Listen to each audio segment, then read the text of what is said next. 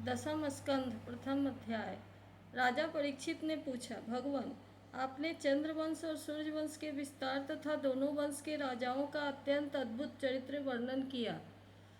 भगवान के परम प्रेमी मुनिवर, आपने स्वभाव से ही धर्म प्रेमी जदुवंश का भी विशद वर्णन किया।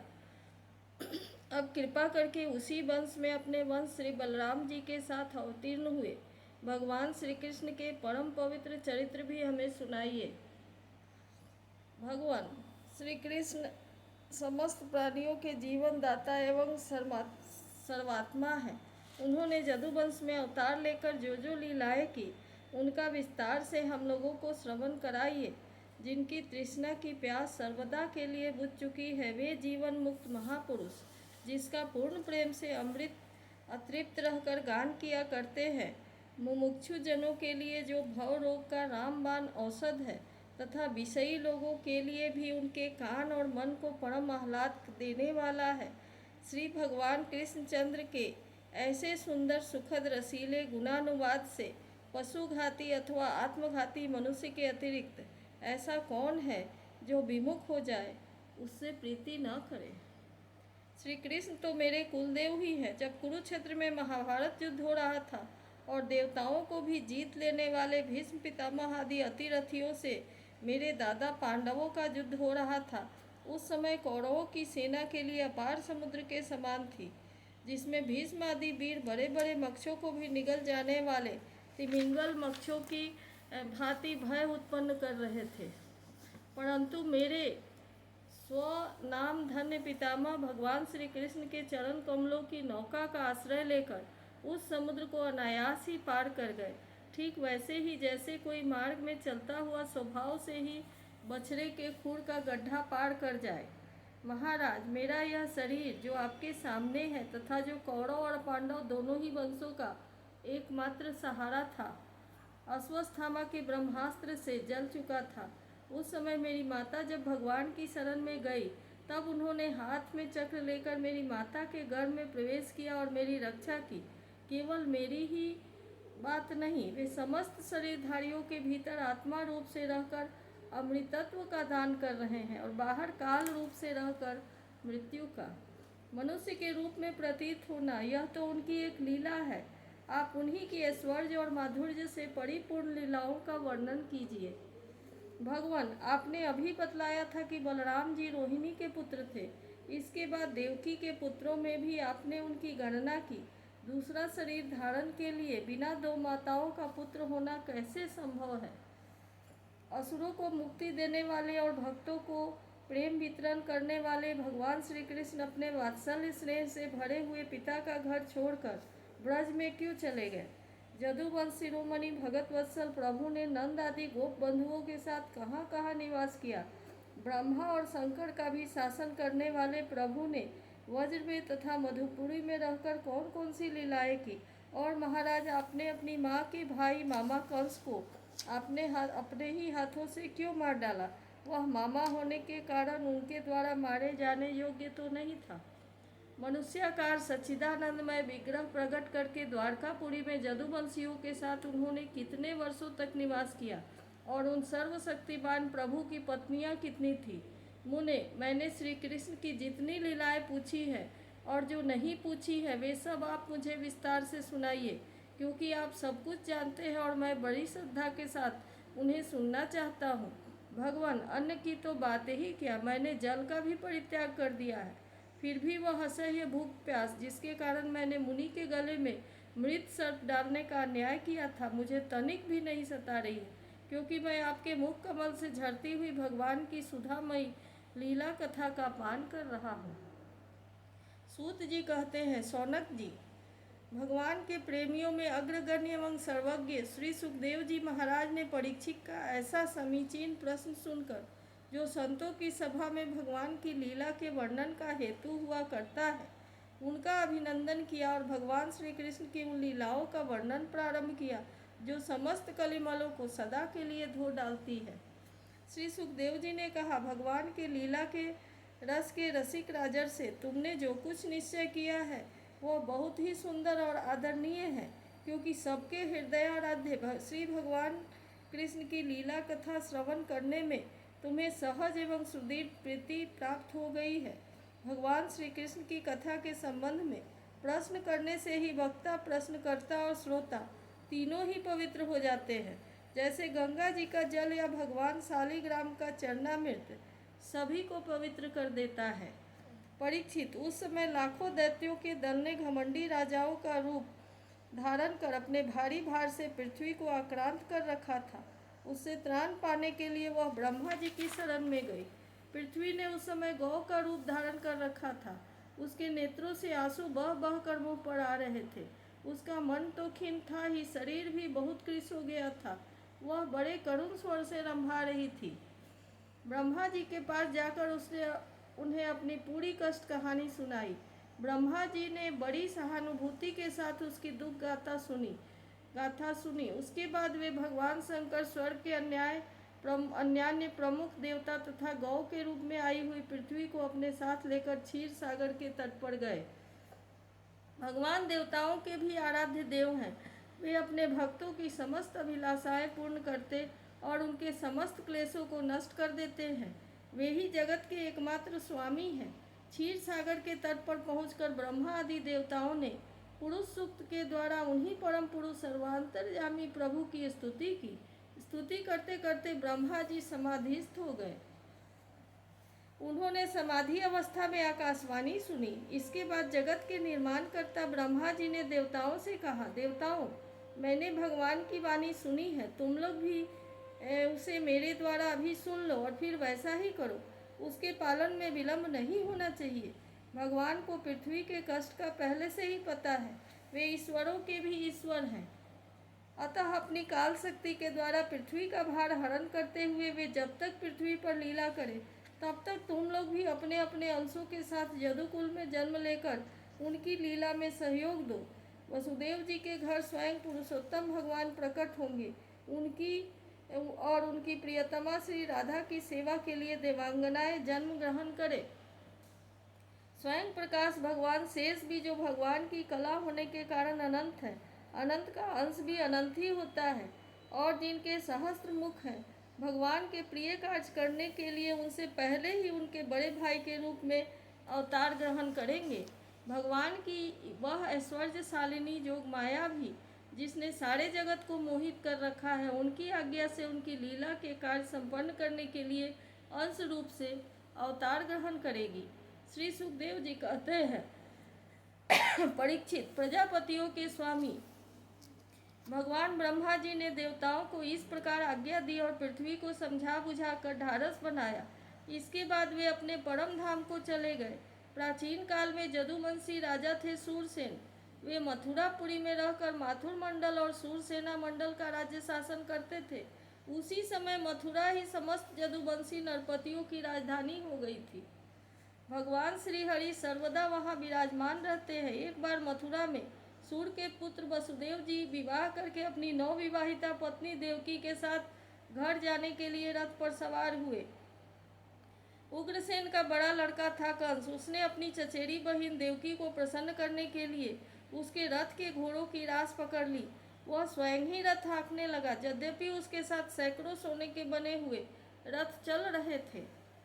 देवकी के पिता थे देवक। अपनी पुत्री पर उनका बड़ा प्रेम था। कन्या को विदा करते समय उन्होंने उसे सोने के हारों से अलंकृत 400 हाथी, 15,000 घोड़े, 1800 रथ तथा सुंदर सुंदर वस्त्राभूषणों से विभूषित 200 सुकुमारी दासियां दहेज में दी। विदाई के समय वर वधू के मंगल के लिए एक ही साथ शंख, तुरही, मृदंग और दुंदुभियां बजने लगी। मार्ग में जिस समय घोड़ों की रास पकड़कर कंस रथ हाँक रहा था, उस समय आकाशवाणी ने उसे संबोधन किया, अरे मूर्ख, जिसको तू रथ में बैठा कर लिए जा रहा है, उसकी 8वें गर्भ की संतान तुझे मार डालेगी। कंस बड़ा पापी था। उसकी दुष्टता की सीमा नहीं थी। वह भोज वंश का ही कलंक था। आकाशवाणी सुनते ही उसने तलवार खींच ली और अपनी बहन की चोटी पकड़कर उसे मारने के लिए तैयार हो गया। वह अत्यंत क्रूर तो था ही, पाप कर्म करते करते निर्लज्ज भी हो गया था। उसका यह काम देखकर महात्मा वसुदेव जी उसको शांत करते हुए बोले। वसुदेव जी ने कहा, राजकुमार, आप भोज वंश के होनहार वंशधर तथा अपने कुल की कीर्ति बढ़ाने वाले हैं। बड़े बड़े शूरवीर आपके गुणों की सराहना करते हैं। इधर यह तो स्त्री, दूसरे आपकी बहन और तीसरे यह विवाह का शुभ अवसर। ऐसी स्थिति में आप इसे कैसे मार सकते हैं?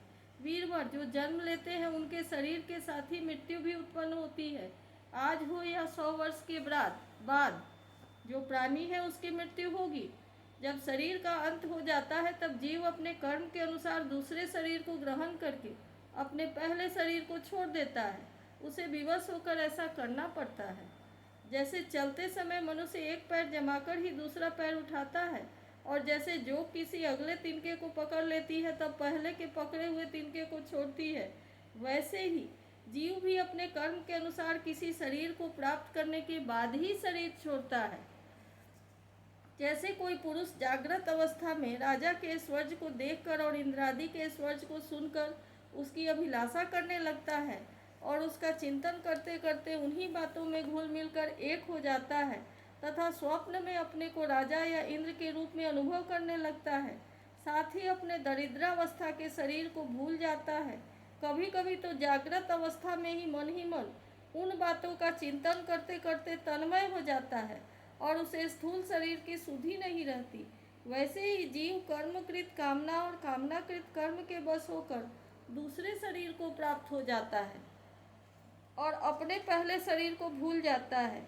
जीव का मन अनेक विकारों का पुंज है। देहांत के समय वह अनेक जन्मों से के संचित और प्रारब्ध कर्मों की काम वासनाओं के अधीन होकर माया के द्वारा रचे हुए अनेक 5 भौतिक शरीरों में से जिस किसी शरीर के चिंतन में तल्लीन हो जाता है और मान बैठता है कि यह मैं हूँ, उसे वही शरीर ग्रहण करके जन्म लेना पड़ता है।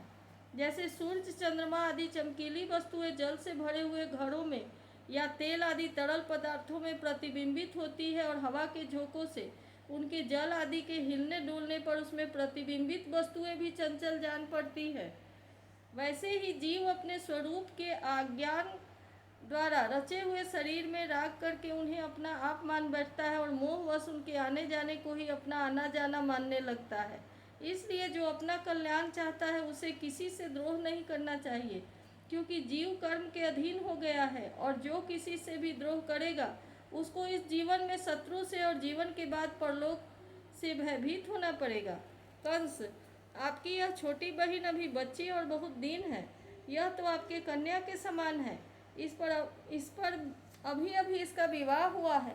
विवाह के मंगल चिन्ह भी इसके शरीर पर से नहीं उतरे हैं। ऐसी दशा में आप जैसे दीन वत्सल पुरुष को इस बेचारी का वध करना उचित नहीं है। श्री सुखदेव जी कहते हैं, परीक्षित, इस प्रकार वसुदेव जी ने प्रशंसा आदि, साम नीति और भय आदि भेद नीति से कंस को बहुत समझाया, परंतु वह क्रूर तो राक्षसों का अनुयायी हो रहा था, इसलिए उसने अपने घोर संकल्प को नहीं छोड़ा। वसुदेव जी ने कंस का विकट हट देखकर यह विचार किया कि किसी प्रकार यह समय तो टाल ही देना चाहिए। तब वे इस निश्चय पर पहुँचे, बुद्धिमान पुरुष को जहाँ तक उसकी बुद्धि और बल साथ दे मृत्यु को टालने का प्रयत्न करना चाहिए। प्रयत्न करने पर भी यदि वह न टल सके तो फिर प्रयत्न करने वाले का कोई दोष नहीं रहता। इसलिए इस मृत्यु रूप कंस को अपने पुत्र दे देने की प्रतिज्ञा करके मैं इस दीन देवकी को बचा लूँ। यदि मेरे लड़के होंगे और तब तक यह कंस स्वयं नहीं मर जाएगा तब क्या होगा? संभव है उल्टा ही हो, मेरा लड़का ही इसे मार डाले, क्योंकि विधाता के विधान का पार पाना बहुत कठिन है। मृत्यु सामने आकर भी टल जाती है और टली हुई भी लौट आती है। जिस समय वन में आग लगती है उस समय कौन सी लकड़ी जले और कौन सी न जले, दूर की जल जाए और पास की बची रहे, इन सब बातों के अदृष्ट के सिवा और कोई कारण होता ही नहीं। वैसे ही किस प्रकार प्राणी का कौन शरीर बना रहेगा और किस हेतु से कौन सा शरीर नष्ट हो जाएगा, इस बात का पता लगा लेना बहुत ही कठिन है। अपनी बुद्धि के अनुसार ऐसा निश्चय करके वसुदेव जी ने बहुत सम्मान के साथ पापी कंस की बड़ी प्रशंसा की।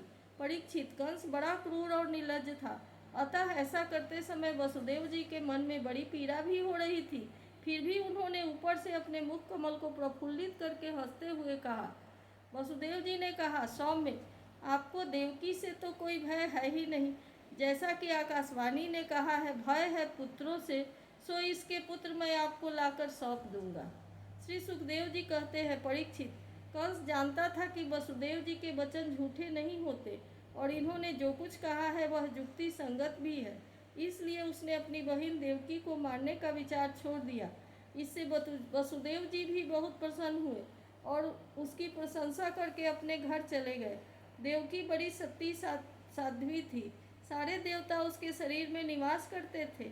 समय आने पर देवकी के गर्भ से प्रतिवर्ष एक एक करके 8 पुत्र तथा एक कन्या उत्पन्न हुई। पहले पुत्र का नाम था कीर्तिमान। वसुदेव जी ने उसे लाकर कंस को दिया। ऐसा करते समय उन्हें कष्ट तो अवश्य हुआ, परंतु उससे भी बड़ा कष्ट उन्हें इस बात का था कि कहीं मेरे वचन झूठे न हो जाए।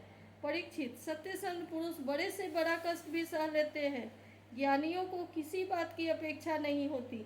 नीच पुरुष बुरे से बुरे काम भी कर डालते हैं, और जो जितेंद्रिय हैं, जिन्होंने भगवान को हृदय में धारण कर रखा है, वे सब कुछ त्याग कर सकते हैं। जब कंस ने देखा कि वसुदेव जी का अपने पुत्र के जीवन और मृत्यु में समान भाव है एवं वे सत्य में पूर्ण निष्ठावान भी है, तब वह बहुत प्रसन्न हुआ और उनसे हंसकर बोला, वसुदेव जी, आप इस नन्हे से सुकुमार बालक को ले जाइए। इससे मुझे कोई भय नहीं है, क्योंकि आकाशवाणी ने तो ऐसा कहा था कि देवकी के 8वें गर्भ से उत्पन्न संतान के द्वारा ही मेरी मृत्यु होगी।